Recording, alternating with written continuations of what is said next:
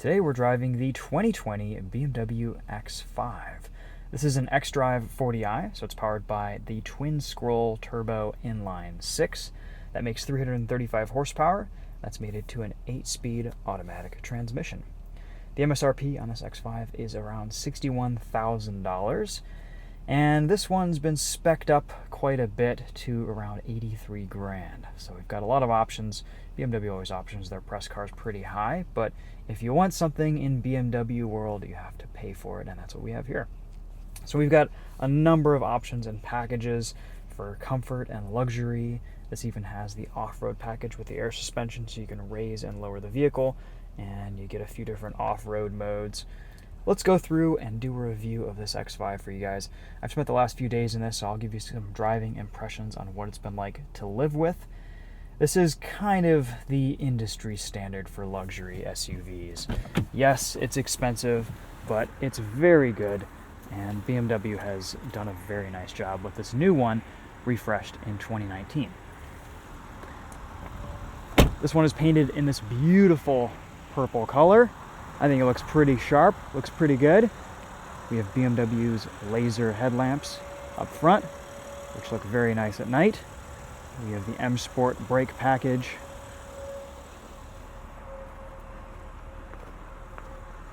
Overall, I've been really impressed with this SUV this week. It's definitely not a value proposition, but you gotta pay to play. We also have this split tailgate, all power operated, of course. Kind of nice to be able to sit down here occasionally. No spare tire, but we are on run flats. You can easily fold down the rear seats by pulling this lever. They fold almost flat. There's a little bit of a raise to them. And if you press this button, both tailgates will close at once, which is very nice. Love these taillights, very cool design. In the back seat, these are easy to flip back up. There is no forward or backward or lean adjustment to these rear seats. You do get little manual privacy screens there, though. There's a little adapter port for an iPad mount, a USB-C charger. You can see some of the ambient lighting here. Rear climate control. You've got a nice little armrest. The materials, the leather in here is very posh, very premium. It all feels quite nice. And of course, you get this massive panoramic sunroof. I do really like this white interior. It's definitely something you're going to have to work to keep clean, but if you don't mind detailing your leather seats every few months, I think this will pay off in dividends, just as a nice place to be.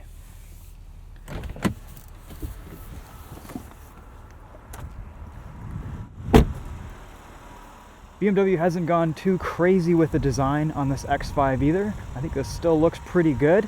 The grille is larger, and you can see you've got these aerodynamic flaps that open and close depending on your engine temperature and your speed and the need for cooling and efficiency. It's a good size. With the tow package, this can tow up to 6,603 pounds. So you've got some towing capability there. On the inside, we have all the tech and infotainment extra stuff you could want. This X5 has so many settings. It has Apple CarPlay, which is wireless. No Android Auto support as of yet. You can charge your phone right there. You've got a couple of cup holders here, which are both heated or cooled, which is kind of neat. The bottom element will heat, and then it'll just blow cool air in the rest of it. All of your drive mode settings are kind of clustered here in the center area. Sport, Sport Plus, Comfort, Eco Pro, adaptive drive modes. Lots of settings here to customize the driving experience in your X5. This is a little bit difficult to change on the fly, just because everything is kind of clustered in the same area and it all feels about the same, but that's okay. You get used to it after a while. And that kind of sets the tone for a lot of this tech and infotainment, is you get used to it after a while. The more you drive and use this X5, the more settings that you will have customized and tailored to your preferences. You can go through and customize just about everything in this car. It's pretty amazing.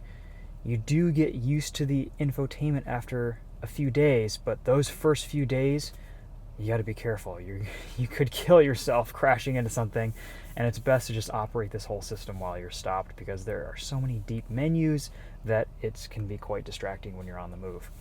Luckily, we do get a very nice radar-guided cruise control system and lane keep assist system, so we'll test that later on in this video and show you guys what that's like to use. Lots of gimmicky stuff like gesture controls and voice-activated settings and modes. I haven't really gotten too much into that this week. I think it's honestly just as easy to just press the buttons on the steering wheel to change things around. You get some very nice cameras, you get backup assistance, auto parking, all this good stuff. One thing I did want to show you guys is the air suspension will raise up quite high to give you some off-road ground clearance.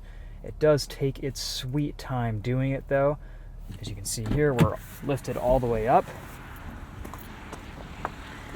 And you get a decent amount of ground clearance, but nothing class leading or revolutionary. It is nice to have that little bit of extra clearance though. And then in full low mode, and as you can see, it's very low. How cool is that? You can hard park your BMW X5. And there's also a button in the tailgate to lower the rear end if you need to load something in and out. All right, enough of that. Let's take this thing for a drive and show you what it's like on the road.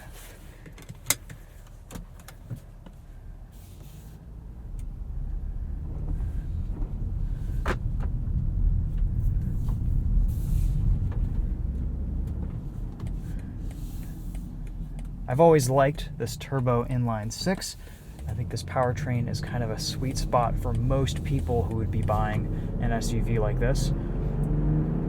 You can also get the V8, which would probably be my personal enthusiast favorite, but again, that adds a pretty significant cost to things. Even this inline 6 is quite fun and sprightly to drive.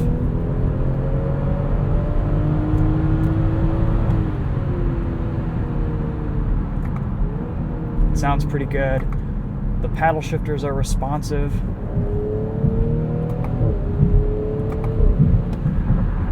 And the tuning of this 8-speed in both performance and comfort modes is phenomenal. Got some gravel.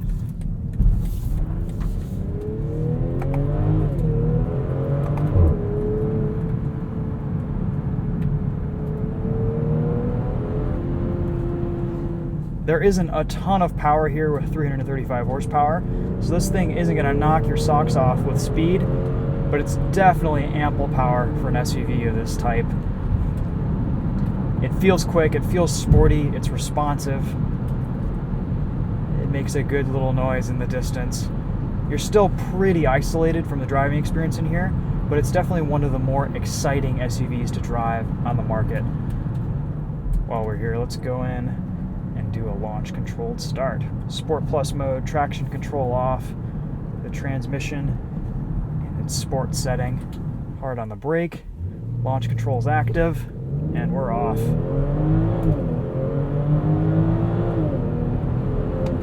And there's 60, a little over 5 seconds. Gets a little kick between gears.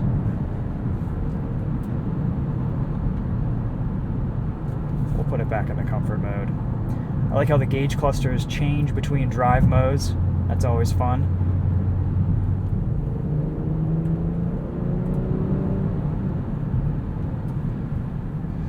There's even a little bit of steering feel. The brake pedal's nice and progressive. It's not overly boosted. There isn't too much bite at the top of the pedal.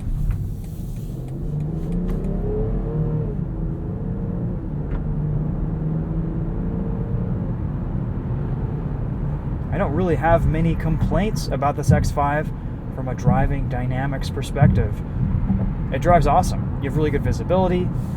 Everything feels about how you would expect. This is definitely one of the nicer BMWs to drive and kind of a sweet spot in their lineup in terms of features, luxury, comfort, price.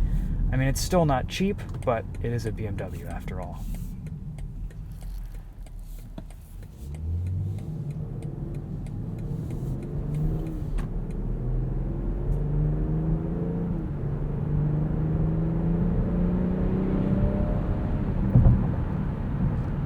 This X5 is also surprisingly efficient.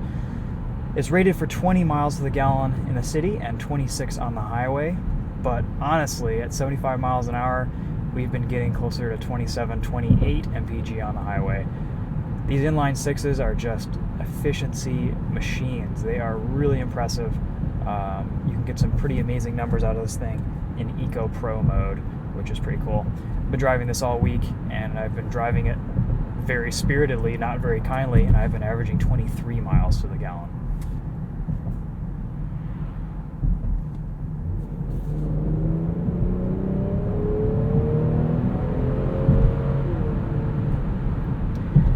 I also like this head-up display. It's nice and low, it stays out of your vision, but you can just glance down and see your speed. It'll also show you various things in the cruise control. You can change your modes, see your lane information, what cars and vehicles are surrounding you. It's a very nice head-up display. It's pretty high res. I haven't had polarized sunglasses on this week, but I anticipate that it pretty much vanishes once you put polarized sunglasses on, like most do. You do get a little bit more impact noise over potholes, especially with these run-flat tires.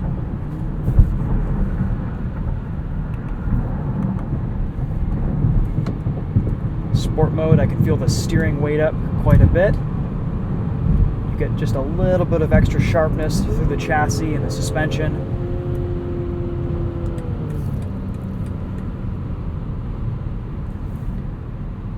Let's see how we do here with this cruise control system. So this is definitely one of the better ones on the market. We have lane centering. You can change your modes right here on the steering wheel. We also have a speed limiter setting, so you can set the max speed that you want to accelerate to, and it'll just stop you there unless if you go past that pedal, you floor it, which is kind of cool. On the highway here, this is incredibly comfortable, very relaxing. Not a lot of wind noise, not a lot of tire noise. The steering wheel will light up and prompt you whenever you need to put your hands back on the wheel. It's very easy to switch between the lane centering mode and just the adaptive cruise control mode. Just press that button right there. You can change your following distance very easily. And again, everything is shown to you in the head-up display, so you don't really have to look down and see what all you're doing. This is a really good system, and I like that it's on the left side of the steering wheel because you can operate it while just resting your arm on this armrest, and the driving position in that form is great. It feels really nice. Again, these windowsills aren't too high. BMW has thought quite a lot about the seating and driving position in this new X5, and I will say it is quite comfortable, a lot more comfortable than the X3 and X4. You can even change lanes just by hitting the turn signal. How cool is that?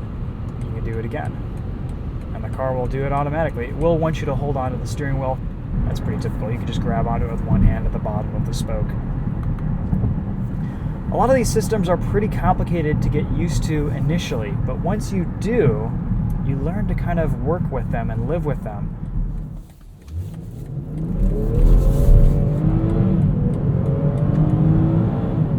We have a somewhat liberal traction control system that actually lets us have a bit of fun.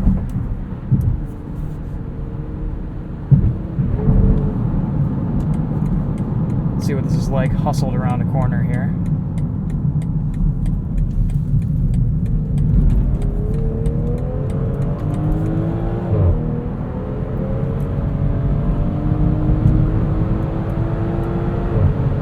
Super neutral. I have a really nice feel of how much grip is available in this chassis.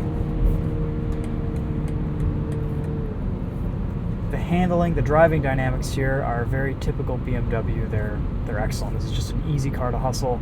I feel there's a pretty strong rear bias from this drivetrain too. I'm not exactly sure, but I believe this can go 100% rear-wheel drive, since this is a rear-wheel drive based platform. Overall, I would say this has been a pretty pleasant car to drive and live with this week. I do really like the wireless Apple CarPlay. It's been reasonably reliable. It works just fine.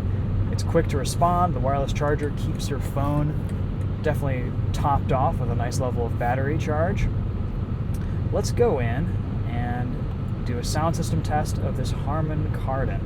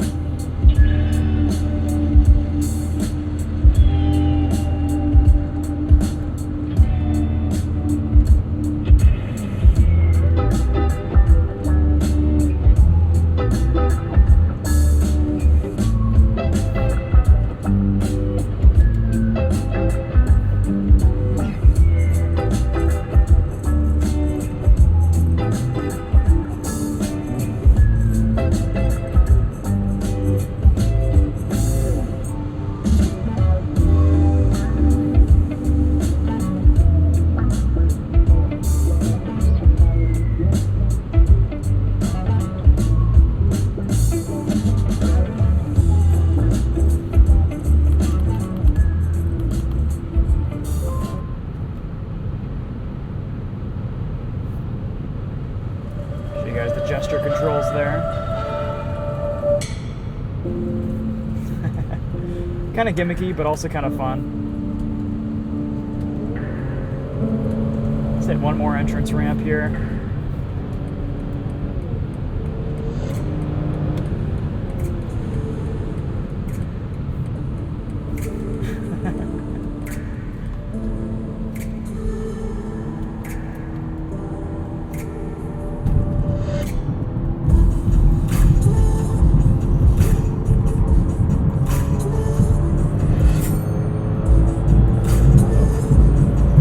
Chassis just rotates beautifully.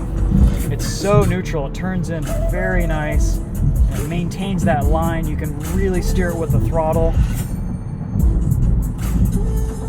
It's actually an SUV that's fun to drive, which I think is pretty cool. This Harman Kardon is all right. I think it's acceptable for 60 grand for this X5's base price. I believe there's also a Bowers & Wilkins that's available, and that's probably what I would end up swinging for, but I'm sure it's a pretty expensive option. For the audiophiles out there, that's probably your best bet. For most other people, I think honestly this sound system is going to be just fine. People will be perfectly happy with it. The gesture control is cool, and it does work pretty consistently.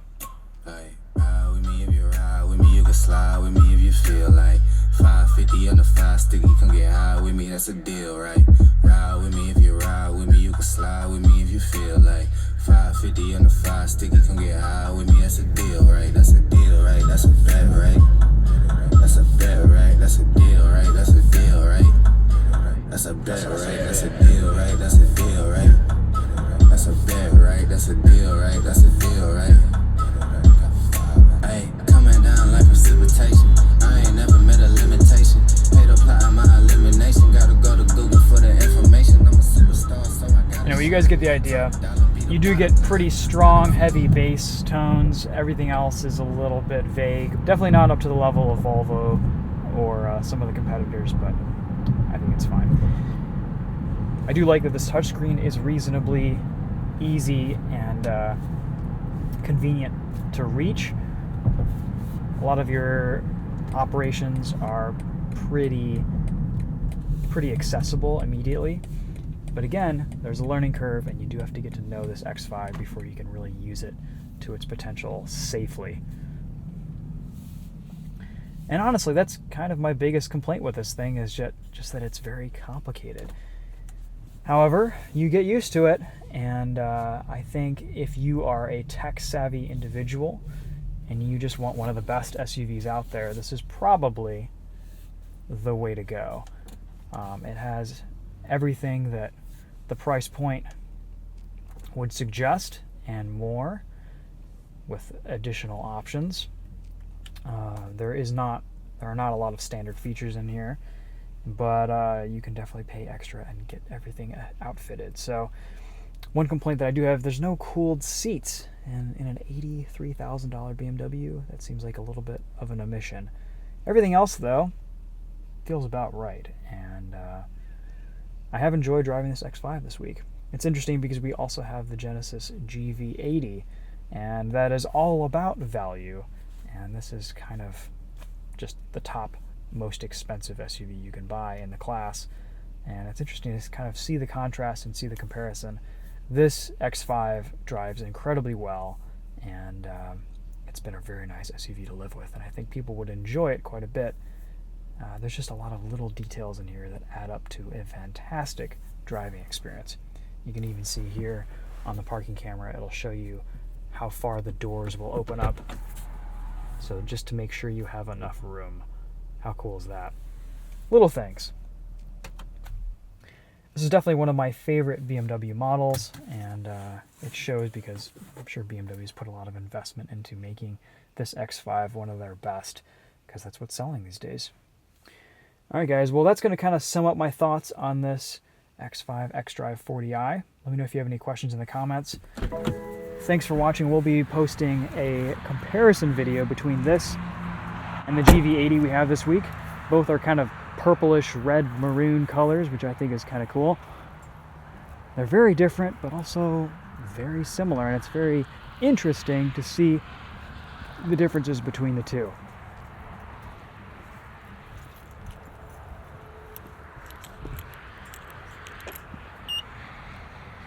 Alright guys, thanks for watching. We'll see you later. Take care.